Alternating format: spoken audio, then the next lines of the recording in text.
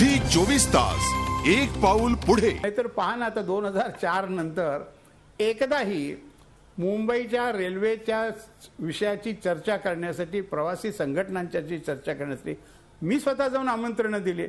न लालू प्रसाद आले, न ममता बॅनर्जी आले, न त्रिवेदी एक दिवस आले, पण अर्धा एक तास त्यांनी फक्त चर्चा करून ते संपून गेले. माझं यातलं म्हणणं असं आहे की सगळ्यांनी संवेदनशील होऊन या संबंधी काम केलं पाहिजे. बरोबर आहे. शेवटी एक जो मुद्दा आला आपल्या म्हणण्यामध्ये की यामध्ये तोटा होतोय. मुंबईची उपनगरीय रेल्वे ही तोट्यात नाही, ही फायद्यात आहे. जो तोटा आहे तो चेन्नई आणि कोलकाता या ठिकाणच्या उपनगरीय रेल्वेमध्ये तोटा आहे. आपण मुंबईमध्ये बरोबर आहे राम नाईक सर, आपण हे सगळे मुंबई उपनगरीय रेल्वे तोट्यात नाही वस्तुस्थिती आहे. आपण जाऊया मधु कोटियन यांच्याकडे. मधु कोटियन, त्यांनी तुमच्या तिन्ही आक्षेपांना उत्तर अतिशय सविस्तरपणे दिलेली आहेत. मला असं वाटतं की यातला आणखीन एक मुद्दा आहे, त्याच्यावर आपण प्रकाश टाका की जे रेल्वेचे अधिकारी येतात ते इकडे 2 वर्षाच्या डेप्युटेशनसाठी जवळपास आल्यासारखे असतात, अशा प्रकारची एक ओरड ऐकू येते. त्यात कितपत तथ्य आहे आम्हाला सांगा, कारण 1 वर्ष तर ही सगळी कॉम्प्लेक्स सिस्टीम समजायला लागेल आणि 1 वर्षात त्या माणसाची बदली होऊन जाते. याही विषयावर आपण बोला आणि इतर आक्षेपांना ज्यांना अतिशय सविस्तरपणे मालेगावकरांनी उत्तरं दिली. आमचा पहिल्यांदा आक्षेप असा आहे की तुम्ही म्हटल्याप्रमाणे जो कोण अधिकारी DRM म्हणून या ठिकाणी सेंट्रलला असेल किंवा वेस्टर्न रेल्वेला असेल, हे जास्त करून आत्तापर्यंत गेल्या 10-15 वर्ष मी बघतोय की जास्त करून उत्तर भारतामधून येणारे, जी वेगवेगळ्या डिव्हिजनमधून येणारे, जनरलमधून येणारे ते DRM म्हणून येतात या ठिकाणी. तर त्यांना मुंबईच्या या सबअर्बनची जी सिस्टम समजायला जवळजवळ 1 वर्ष लागतं. 2 वर्षाच्या काळामध्ये 1 वर्ष फक्त ती सिस्टम समजण्यामध्ये लागतं. पण एवढा मोठा विषय या मुंबईचा 70 लाख 72 लाख प्रवाशांचा दर 3 मिनिटाला 4 मिनिटाला फ्रिक्वेन्सीमध्ये गाडी जाता या हिंदुस्थानामध्ये कुठेही व्यवस्था नाही आहे.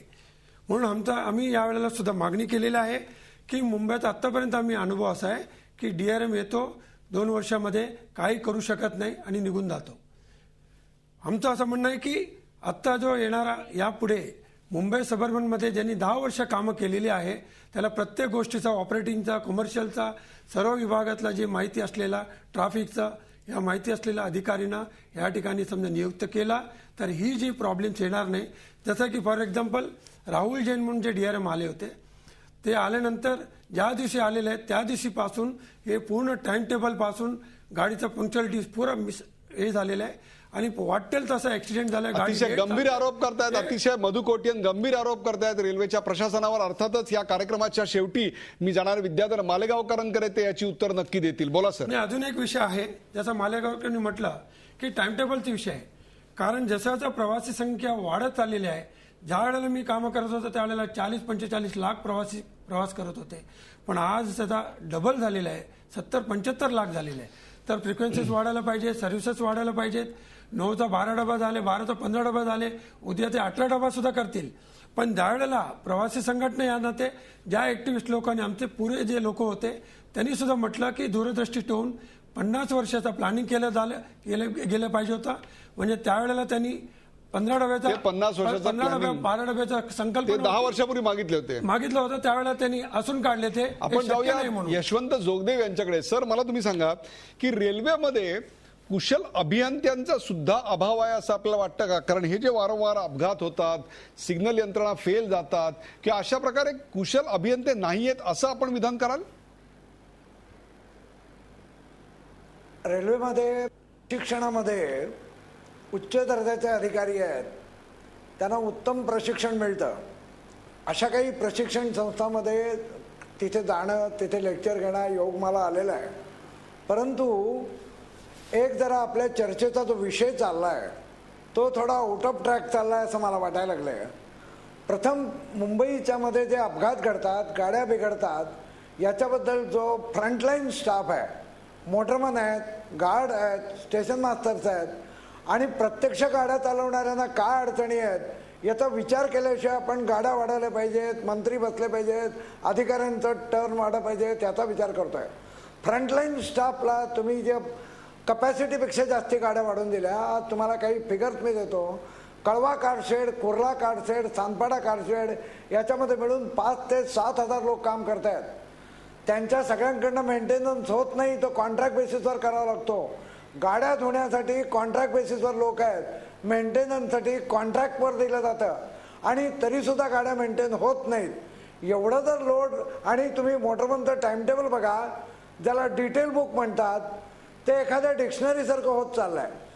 आज आपण एवढी सर्व्हिसेस वाढवून ठेवले आहेत, त्यांच्या डोक्यावर लादले आहेत. मालेगावकरांसारखे प्रामाणिक अधिकारी आले तरी त्यांना कुठल्याला नाही म्हणता येत नाही, रेल्वेवर टीका करता येत नाही. राम नाईक, मधु कोटियन हे लोकप्रतिनिधी आहेत. एका वेळी रेल्वेच्या पदावर, उच्च पदावर असलेले लोक आज रेल्वेवर टीका करण्यासाठी आम्ही उभे आहोत. परंतु जो फ्रंटलाईन स्टाफ आहे, टेक्निकल स्टाफ आहे, तो रेल्वे कशी चालवतो, त्यांना अडचणी कशा येतात, त्यांना गाडीच्या मेंटेनन्समध्ये काय प्रॉब्लेम येतात, त्यांना सर्व्हिसिंगमध्ये काय येतात, याचा विचार या चर्चेत कुठेही होत नाहीये. यशवंत जोगदेव यांनी अत्यंत महत्वाचा मुद्दा चर्चेत आणलेला आहे आणि तो म्हणजे रेल्वे मधल्या अधिकाऱ्यांची जशी आपण चर्चा करतो तसंच त्यांच्या एकूणच फ्रंटलाईन स्टाफची आत्ताची अवस्था काय आहे, त्यांच्यावरच्या कामाचा बोजा नेमका काय आहे, याविषयी आपण बोलणार आहोत. आपण जाणार आहोत राम नाईक यांच्याकडे की राम नाईक, तुमच्यावरही एक आक्षेप या ठिकाणी घेतला गेला की एकेकाळी रेल्वेचे असणारे मंत्री आत्ताच रेल्वेच्या कारभारावर टीका करतात, परंतु ह्याच्या पलीकडे जाऊन तुम्हाला अत्यंत महत्वाचा आणि कळीचा मुद्दा मला असं विचारायचा आहे की सगळ्या गोष्टी काही एका रात्रीत बदलता येणार नाहीत. हे कार्यक्रम बघणाऱ्या प्रेक्षकांना कुठेही आम्हाला असं स्वप्न द्यायचं नाही की आज हा कार्यक्रम झाल्यानंतर विद्याधर मारेकर बोलल्यानंतर 15 दिवसात चित्र बदलेल असंही नाही. परंतु पुढच्या 3 महिन्यामध्ये, पुढच्या 6 महिन्यामध्ये एक 2 ते 3 सहज करता येणं जग्या तुम्ही 2 ते 3 सूचना काय कराल की जेणेकरून प्रवासांच्या हालामध्ये एक थोडी तरी बदल आपण सकारात्मक करू शकू? पहिली गोष्ट म्हणजे ज्या ठिकाणी 9 डब्यांच्या गाड्या आहेत त्या 12 डब्यांच्या केल्या पाहिजेत. बरोबर आहे. आणि 12 डब्यांच्या जे परिवर्तन होऊ शकतं ते 15 मध्ये केलं पाहिजे. हा पहिला मुद्दा आहे. दुसरा असा आहे की पश्चिम रेल्वेवरती विरार ते डहाणू हे सगळं काम पूर्ण झालेलं आहे. तिथं लोकल्स ताबडतोब सुरू केल्या पाहिजेत. आणि तिसरं, आता डीसीचं एसी झाल्यामुळं गाड्यांच्या वेगाची क्षमता 80 किलोमीटरवरून 100 किलोमीटरवरती होऊ शकते. आपली सिग्नलिंगची व्यवस्था तशी झालेली आहे. त्यामुळं नवीन टाइम टेबल करून 100 किलोमीटर वेगाने गाड्या नेल्या पाहिजेत. असं झालं तर त्या फेऱ्या वाढतील आणि फेऱ्या वाढल्या तर जास्त लोकांना सुविधा होईल. एक कर्मचाऱ्यांच्या बद्दल मात्र मला जरूर असं सांगायचं आहे की रेल्वे, उपनगरीय रेल्वेचा कर्मचारी हा अत्यंत निष्ठावान, कष्टाने काम करणारा असा आहे. रात्रंदिवस गाडी चालवताना आपल्या गाडीतनं माणसं मरतायत, समोर माणूस येतोय मरतोय असं पाहिल्यानंतर त्यांच्या जीवाची जी हालमेल होत असते त्याचाही आपण विचार केला पाहिजे. आणि म्हणून रेल्वेचे कर्मचारी, अधिकारी सक्षम आहेत, पण त्यांना जी दिशा पाहिजे आहे ती दिशा देण्यासाठी आर्थिक पाठबळ दिलं पाहिजे. आणि आर्थिक पाठबळासाठी योग्य ती निधी केंद्राने आणि महाराष्ट्र सरकारने दिला पाहिजे. असं केलं तर नक्की यामध्ये सुधारणा होऊ शकेल. येत्या 2-3 महिन्यात बघता बघता या गोष्टी बदलता येऊ शकतील. विद्याधर मालेगावकर, तुमच्या प्रामाणिकपणाविषयी अजिबात शंका नाही, परंतु आज अत्यंत महत्त्वाचे मुद्दे चर्चेला आले आहेत आणि या कार्यक्रमाचा शेवट मला मुद्दामून तुमच्यावर करायचा आहे. याचं कारण आप्ता राम नाईक यांनी अत्यंत मौलिक सूचना केल्या आहेत की गाड्या 100च्या स्पीडनी चालवता येणार आहेत. त्याहीपेक्षा सुद्धा त्यांनी सांगितलं की कर्मचारी निष्ठावान आहेत, परंतु त्यांना दिशा आणि निधीची गरज आहे. त्याच्यापेक्षा सुद्धा आधी सुद्धा टाइम टेबलच्या संदर्भातलेही मुद्दे मधु कोटियन यांनी नोंदवलेले होते. या सगळ्याचं सार करून आज हा कार्यक्रम बघणाऱ्या करोडो जी 24 तासच्या प्रेक्षकांना तुम्ही काय सांगाल की पुढच्या 3 महिन्यात, आज हा अपघात झाला, काही जीव गेले, उद्या कदाचित आणखीन अपघात होतील, आता तुम्ही याला अपघात म्हणाल नाही म्हणाल, आपण या वादात आता जाऊया नको. शेवटी गेलेला जीव हा जीव होता, हा तुमच्या आमच्या घरातला होता असंच समजूया, कारण शेवटी आपल्याला रोज रेल्वेनेच प्रवास करायचा आहे. 3 ते 4 गोष्टी सहज करता येणं जग्या आज तुम्ही काय अनाऊन्स कराल? सगळ्यात पहिल्यांदा मी सांगू इच्छितो आपल्याला की लवकरच येत्या 8 ते 10 दिवसातच 15 डब्यांच्या सर्व्हिसेस मध्य रेल्वेवर सुरू होतील. सुरुवातीला आम्ही 16 गाड्या 15 डब्यांच्या चालवणार आहोत. त्यापैकी 8 गाड्या या पूर्णतः नव्या आहेत, म्हणजे जुन्या टाइम टेबलमध्ये त्या नाहीत, त्या पूर्णतः नव्या आहेत. आणि 8 गाड्या या 12 डब्यांमधून 15 डब्यांमध्ये त्यांचं परिवर्तन केलेलं आहे. आणि यातली महत्त्वाची गोष्ट अशी की या 16 पैकी 6 गाड्या या ऐन गर्दीच्या वेळेला आहेत, म्हणजे डाऊन डायरेक्शनला, म्हणजे CST हून कल्याणकडे जाण्यासाठी 3 आणि कल्याणहून CST कडे येण्यासाठी 3 अशा 6 गाड्या या ऐन गर्दीच्या वेळेला सोडण्यात येणार आहेत. त्यामध्ये महिला प्रवाशांचा विशेषतः विचार केलेला आहे. त्याच्यामध्ये महिला प्रवाशांचा झी 24 तास एक पाऊल पुढे.